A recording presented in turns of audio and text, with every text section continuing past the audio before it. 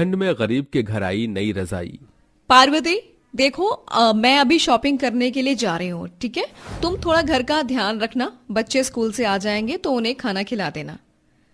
जी मालकिन, जैसा आप कहें। मालिनी ऐसा कहने के बाद अपनी कार में बैठती है और शॉपिंग के लिए निकल जाती है। कार में बैठने के बाद उसे याद आता है कि उसने नोट की गड्डी अपने कमरे में यूं ही खुली छोड़ दी थी। अरे ये क्या किया मैंने? ओहो, मैंने तो अपने सारे नोट की गड्डी ऐसे ही खुले में छोड़ दी। अगर किसी ने उठा ली तो? अरे कहीं ये नई वाली नौकरानी पैसे तो नहीं निकाल लेगी। मालिनी ऐसा सोच रही होती है कि तभी उसके दिमाग में ख्याल आता है, इस नौकरानी के घर का एड्रेस तो मुझे पता है, फिर दिक्कत की क्या बात है? मैं इसी प्रकार इसे देख लूंगी कि ये भरोसे लायक है या नहीं। ऐसा सोचकर मालिनी शॉपिंग के लिए निकल जाती है। इसके बाद वो एक बहुत बड़े मॉल में जाती है और वहां पर मैनेजर को बहुत सारे कंबल का ऑर्डर देती है। देखिए, आपको पता है ना कि हर साल मैं गरीबों में कंबल और खाना बांटती हूँ। इस बार भी मुझे कंबल और खाना बांटना है। इस बार मुझे कम से कम 1000 कंबल का सेट चाहिए। जैसा आप चाहोगी बिल्कुल वैसा ही होगा। मैं 1000 कंबल का सेट आपके घर पर पहुंचा देता हूँ। मालिनी ऑर्डर देने के बाद अपनी जरूरत का सामान लेती है और अपनी पसंद की एक बहुत महंगी रजाई लेकर अपने घर लौट आती है। जब पार्वती रजाई देखती है तो उसे अपने बच्चे याद आते हैं। हे भगवान, ठंड तो बढ़ती ही जा रही है और मेरे बच्चे भी बिना रजाई और कंबल के रहते हैं। मुझे तो उनके लिए भी रजाई लेनी थी, लेकिन अभी तो मेरे पास इतने पैसे हैं भी नहीं।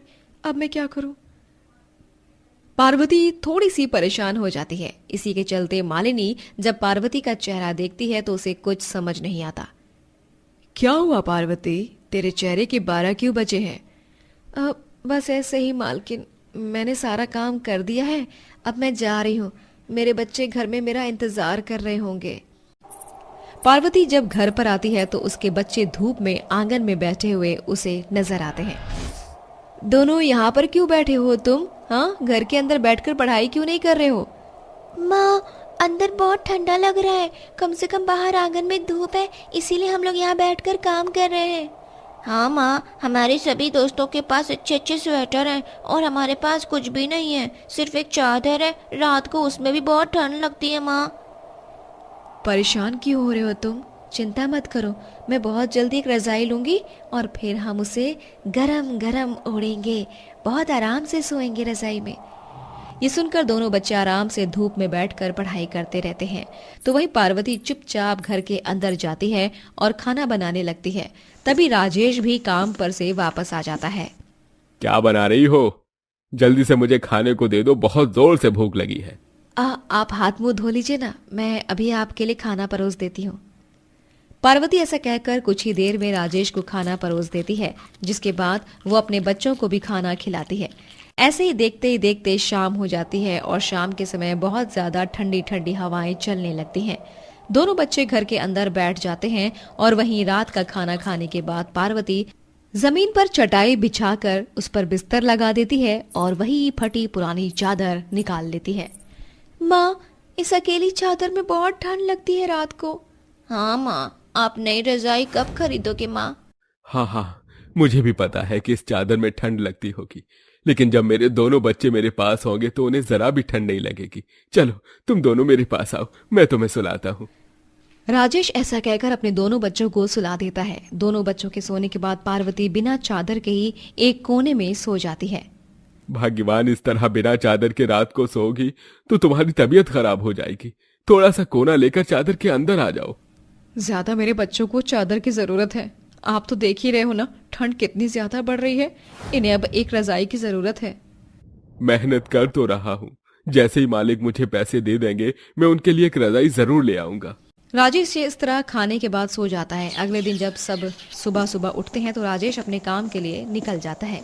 काम पर वो दिन रात मेहनत करता है और शाम होते ही वो अपने मालिक से पैसे मांगता है।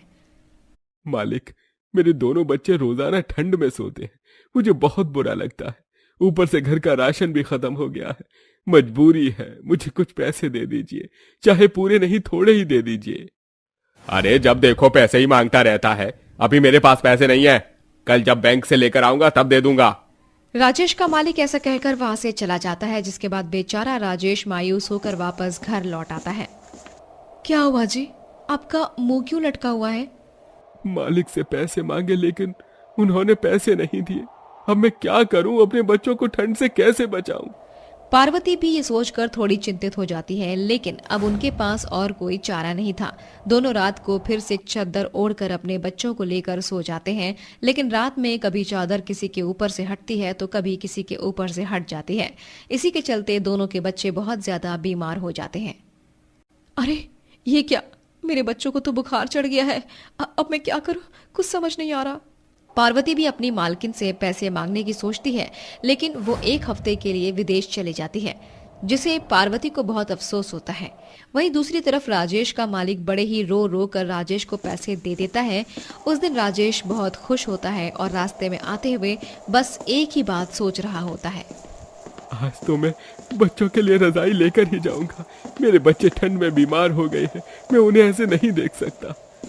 राजेश ऐसा सोचकर अपने घर की तरफ आ रहा होता है, लेकिन रास्ते में एक कार से लड़की का एक्सीडेंट हो जाता है।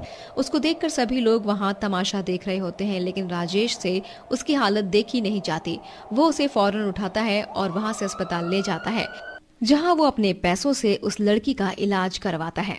डॉक्टर साहब, इस बच्ची को कुछ नहीं होना चाहिए, आप इसका अच्छे से इलाज कीजिए, मैं पैसे दूंगा। अपने बच्चों के बारे में ना सोचकर वो सारे पैसे उस लड़की के इलाज में लगा देता है और वापस घर लौट आता है। उसका मुरझाया हुआ चेहरा देखकर उसकी पत्नी और उसके बच्चे सब समझ जाते हैं, जिसके चलते कोई भी उसे कुछ कहता नहीं है। बच्चों, कुछ दिन और सही, भगवान और कितना ही हमारे ऊपर जुल्म कर सकता है, उसे कभी न कभी तो हमारे ऊपर तरस आ ही जाएगा। राजेश ऐसा अपने बच्चों से कहकर उन्हें चटाई पर लेटा देता है और उन्हें चादर उड़ाकर सुला देता है। दोनों बच्चे और दोनों मियाँ बीवी ठंड से कपकपाते रहते हैं। वहीं खिड़की से एक आदमी उन्हें इस तरह देखता है और तुरंत उनके घर का दरवाजा खटखटाता है। अरे अब इस समय कौन आया होगा, चलो मैं देखता हूँ। जैसे ही दरवाजा खुलता है, वहाँ पार्वती। एक बहुत ही अमीर आदमी एक रजाई, कुछ कपड़े और कुछ खाने के सामान को लेकर साथ में खड़ा होता है। मुश्किल से मिला है मुझे आपका घर। मुझे यकीन नहीं होता आज भी लोगों के अंदर इंसानियत बाकी है। आपने जो मेरी बेटी के लिए किया शायद कोई कभी नहीं करता, और मेरी बेटी वही तड़प तड़प कर मर जाती। लेकिन आज आपकी वजह से मेरी बच्ची जीवित है और सांस ले रही है। मैं आपका शुक्रिया अदा करने आया हूँ। ये रजाई, ये गर्म कपड़े और खाने का कुछ सामान लाया हूँ, इसे स्वीकार कर लीजिए। रजाई देखते ही राजेश बहुत खुश होता है। उसे नहीं पता था कि उसके किए अच्छे कर्मों का फल उसे इस प्रकार मिलेगा। वो सारा सामान स्वीकारता है और उस रात वो अपने दोनों बच्चों को लेकर पत्नी के साथ और खुद रजाई ओढ़कर सोता है।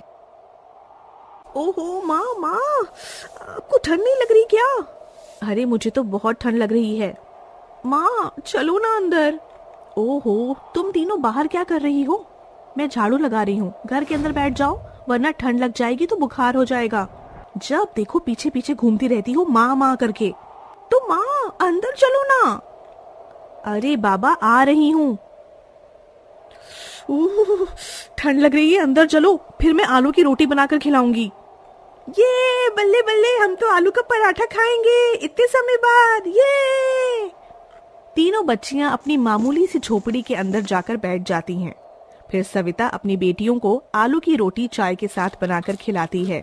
तीनों बहुत खुश होती हैं। माँ हम इससे भी खुश हैं, बस आप हमें स्वेटर लाकर दे दो। देखो ना दीदी की फ्रॉक फटी है और जुराब भी नहीं है। हमें बहुत ठंड लग रही है माँ, प्लीज हमें स्वेटर दिला दो ना। मैं कितनी बदनसीब माँ हूँ कि अपनी बच्चियों को एक स्वेटर भी नहीं दिला पा रही हूँ, और तो और उन्हें ठीक से पाल भी नहीं सकती। कपड़े क्या, खाने के लिए ही मोहताज होना पड़ता है। क्या हुआ माँ, आप कहाँ खो गई? ये लीजिए मेरे हाथ से खाना खाइए। अरे अब आप रोने लग गई? मिर्ची खिला दी क्या मैंने आपको? नहीं, बस तुम्हारे पापा की याद आ गई। तुम्हारे पापा भी मुझे ऐसे ही खिलाते थे। पता नहीं क्यों भगवान ने उन्हें हम सबसे छीन लिया। उनके बिना ये जिंदगी बदतर सी हो गई है।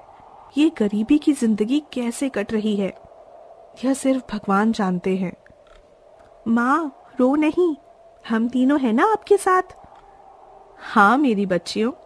अच्छा तुम यहीं रहो, मैं काम करने जा रही हूँ। मेरे काम पर जाने का वक्त हो गया है। तुम यहाँ से कहीं मत जाना, ख्याल रखना।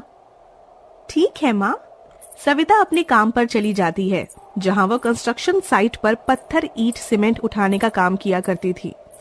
अपने सर पर ढेर सारा वजन लेकर वह 2 माले चढ़ती है, फिर आती है, जिससे वह थक जाती है। फिर वहीं वो स्कूल के बच्चों को देखती है। ये बच्चियां स्कूल जा रही हैं। मुझे भी अपनी बेटियों को स्कूल में पढ़ाना है, ताकि वो मेरी तरह ये ईंट पत्थर ढोने का काम ना करें, अपने पाँव पर खड़ी हों। मुझे और मेहनत करके दाखिला कराना ही होगा। अरे तुम्हारे हाथ चलना बंद हो गए हैं क्या? हाँ? क्यों हो गए बंद तुम्हारे हाथ चलना? तुम गरीबों को मैं यहाँ पर आराम करने के पैसे नहीं देता हूँ। तुम गरीब होते ही हो गंदी नाली के कीड़े। जल्दी जल्दी हाथ चलाओ। जी सेठ जी, कर रही हूँ। इस तरह सविता अपनी तीनों बेटियों को पालने के लिए ठंड में बहुत संघर्ष करती है। एक दिन केशव उससे टकरा जाता है। अरे केशव भाई साहब, आप इतनी जल्दबाजी में कहाँ जा रहे हैं? अरे आज मेरी दोनों बेटियां हॉस्टल से आएंगी, काफी सालों बाद। बस उनके लिए खाने पीने का सामान लेने जा रहा हूँ। पता है मेरी बच्चियां हॉस्टल में पढ़कर बहुत होशियार हो गई हैं, लेकिन इसके पैसे भी बहुत लगे हैं। सच्ची भाई साहब, आप मेरी तीनों बेटी का दाखिला भी हॉस्टल में करवा दीजिए। मैं आपका बहुत आभार मानूंगी। मैं बहुत मेहनत करूंगी, बस मेरी बेटी पढ़ लिख जाए। ठीक है, मैं दाखिला करवा देता हूँ शहर जाकर।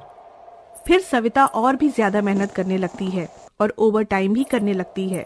उस ठंड में बस उसकी कमर टूटने लग जाती है, लेकिन उसकी मेहनत नहीं रुकती है, जिससे उसकी मेहनत का उसे फल भी मिलता है। सिर्फ इतने पैसों से बात नहीं बनेगी, मुझे और भी मेहनत करनी होगी, दूसरा काम करके। गरीब माँ अपनी तीनों बेटियों के लिए ठंड में ईंट पत्थर ढोने के बाद शाम को 2-3 घर में जाकर जूठे बर्तन साफ करती है, जिससे उसे पैसे मिलते हैं और 20 दिनों में वह अपनी बेटी के लिए हॉस्टल के पैसे जमा कर लेती है। फिर एक सुबह, शिवानी, सलोनी, प्रिया, बेटा तुम तीनों अपना ख्याल रखना, शहर जाकर खूब पढ़ना। हाँ माँ, आपसे दूर आपके बिना कैसे रहेंगे, हमें नहीं जाना।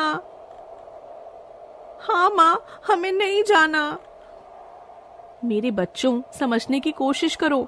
मैं अपनी तरह तुम्हारी जिंदगी नहीं बनाना चाहती, इसलिए बहुत मेहनत करना, और वहाँ तुम्हें ठंड भी नहीं लगेगी। खुश रहना मेरी बच्चियों। सविता बहन, अब चलना होगा। चलो बच्चों। अपनी बेटियों के जाने पर सविता मन ही मन बहुत रोती है। फिर शहर जाकर केशव उसकी बेटियों का हॉस्टल में एडमिशन करा देता है। वहीं गुजरते वक्त के साथ सविता को 3-3 बेटियों के लिए कड़ी मेहनत करनी पड़ती है। घर में लोगों के झूठे बर्तन साफ करना, झाड़ू पोछा लगाना, और अब तो वो कोयले की फैक्ट्री में कोयला तोड़ने का भी काम करने लग गई थी। एक तरफ तीनों बेटियां बड़ी हो जाती हैं, जिन्हें हॉस्टल के बाद शहर की हवा लग जाती है, और वह क्लब में जाने वाली बिगड़ैल लड़कियां बन जाती हैं, जिन्हें अपनी माँ की याद भी नहीं आती है। वहीं दूसरी ओर आज भी वह वैसे ही सर्दी का दिन था, जहां गरीब माँ बूढ़ी हो गई थी। उसके कंधे और बाजू में अब कुछ भारी काम करने की क्षमता नहीं थी, लेकिन वह फिर भी कर रही थी। ओह बाप रे बाप, मैं इसे तोड़ कर ही रहूंगी, बहुत मजबूत है ये। बस कर सविता, और कितना काम करेगी तू? रोज इतनी मेहनत क्यों करती है? अपने शरीर पर भी ध्यान दे। अरे बच्चों के लिए काम भी नहीं करूं क्या? पैसे भेजने हैं बच्चों को। अपनी बेटियों के बारे में अंधी हो गई हो। अभी तक तुम्हारी बेटियां तुमसे मिलने नहीं आई। हॉस्टल की पढ़ाई खत्म हो चुकी है 4 महीने पहले। तेरे बदन पर एक शॉल तक नहीं है, और ऐसी होती हैं बेटियां जिसकी माँ मरे या जिंदा रहे कोई फर्क नहीं पड़ता उन्हें। जो भी हो चंदा बहन, पर मुझे विश्वास है मेरी बेटियां जरूर आएंगी। वहीं क्लब से आकर तीनों बेटियां कहती हैं, गाइस, हम अपनी माँ से मिलने कब से नहीं गए, चलो घर चलते हैं। हाँ, वरना वो बोलेंगी भी और पैसे भेजना भी बंद कर देंगी। अगले दिन ही तीनों बेटियां ट्रेन से अपनी माँ के पास गांव पहुंच जाती हैं, जहां अपने गरीब से झोपड़ी घर को देखकर कहती हैं, माँ, ये तो वही हमारा पुराना ही घर है, नया नहीं बनवाया क्या? सविता बेटियों को देख गले लगाती है। अरे अरे, थोड़ा दूर रहिए, काले से मिट्टी के हाथ हैं। मेरी बच्चियां, तुम्हें देखने के लिए मेरी आंखें तरस गई थी, आखिर तुम आ ही गई। माँ, ये बताओ तुम, हमें पैसे तो इतने भेजती हो जैसे अमीर हो, और घर तो वही है झोपड़पट्टी वाला। बेटा, मैंने पैसे जो भी कमाए थे वो तुम्हारी पढ़ाई में ही लगा दी है। मैंने अपने लिए यहाँ कुछ नहीं किया। ओफो, यहाँ कितनी ठंड है। हमारे यहाँ तो हीटर और कंबल भी था और यहाँ कुछ भी नहीं है। चलो हम तीनों वापस चलते हैं। बैठने की जगह भी नहीं है। अरे बेटा, वो खटिया है ना, उस पर बैठ जाओ। कहीं मत जाओ मुझे छोड़कर। मैं तुम्हारे लिए कंबल और हीटर का इंतजाम कर दूंगी। आओ आओ, पहले चाय बना दूं। नो वे, हमें इन गंदे हाथों से चाय नहीं पीनी है। कहीं हमारी तबीयत खराब हो गई तो। ठीक है मेरी बच्चियों, जैसा तुम ठीक समझो। कुछ ही देर में शाम होने वाली है। तुम तीनों खटिया पर सो जाना, मैं नीचे सो जाऊंगी। ठंड बहुत ज्यादा है बेटा, ख्याल रखना तुम तीनों अपना। सविता अपनी तीनों बेटियों को खुश करने के लिए कोयले के कारखाने में जाकर कोयले तोड़ती है। इसके बदले में वह मालिक से पैसे एडवांस लेती है। अरे सविता, तुम कितना काम करती हो अपनी बेटियों के लिए, हाँ? तुम्हारी तीनों बेटियों को जरा सा भी एहसास नहीं है तुम्हारी तकलीफ का। कोई बात नहीं मालिक जी, नादान है वह। मुझे हीटर और कंबल का इंतजाम करना है ना। मैं चलती हूँ, धन्यवाद। फिर सविता तीनों बेटियों के लिए थोड़े से काजू बादाम, कंबल और एक हीटर खरीद के ले जाती है, जिससे तीनों हीटर में मस्त बैठी रहती हैं और काजू बादाम खाती हैं। रात होते ही तीनों बेटियां कंबल और हीटर के मजे लेकर सोती हैं। वहीं सुबह होते ही बूढ़ी सविता की तबीयत खराब हो जाती है ठंड के कारण। फिर तीनों बेटियां उसे पास के अस्पताल में ले जाती हैं, जहां डॉक्टर उसे जांच करते हैं। इन्हें ठंड लग गई है और इनकी हड्डियां भी कमजोर हो गई हैं। कुछ दिन बेड रेस्ट पर रहेंगी ये। Okay doctor. बहन, अलग ही ड्रामे हैं इनके। चल इन्हें लेकर घर चलते हैं, फंसा दिया यहाँ। फिर तीनों बेटी रिक्शे में सविता को ले जाती हैं, तो उसके कारखाने के मालिक की नजर पड़ती है। अरे रुको रुको भाई, ये सविता को क्या हो गया? तुम इसकी बेटियां हो? हाँ, थोड़ी तबीयत खराब है इनकी। अरे तुम्हें ऐशो आराम की जिंदगी देते देते इसने खुद को कंस्ट्रक्शन साइट में घिस दिया। कभी दूसरों के झूठे बर्तन साफ किए और अब ये कोयले के काम में लग गई। बचपन से तुम्हारे पिता के जाने के बाद कितना संघर्ष किया है, पर तुमने अपनी माँ के लिए क्या किया? अंकल, हमें ये बात बिल्कुल भी नहीं पता थी कि हमारी माँ ने हमारे चक्कर में खुद की तबीयत खराब कर ली। भगवान हमें कभी माफ नहीं करेगा। हमारी बूढ़ी माँ ने हमारे लिए सच में बहुत किया है, पर हम कुछ नहीं कर पाए। हम सबको माँ का ख्याल रखना होगा। अंकल, हमारी आंखें खोलने के लिए और सच्चाई बताने के लिए बहुत बहुत शुक्रिया। फिर तीनों बेटियां अपनी माँ को घर ले जाती हैं और उसी कंबल को सविता को ओढ़ा देती हैं। फिर हीटर चलाकर उसकी बहुत सेवा करती हैं। फिर तीनों बेटियां सविता को शहर ले जाती हैं और वहाँ उसका खुशी खुशी ख्याल रखने लगती हैं। तो दोस्तों, हमेशा अपनी माँ को समझें, कभी उनकी परवरिश पर उंगली ना उठाएं, क्योंकि वह हमारे लिए सारी दुनिया से लड़ सकती है।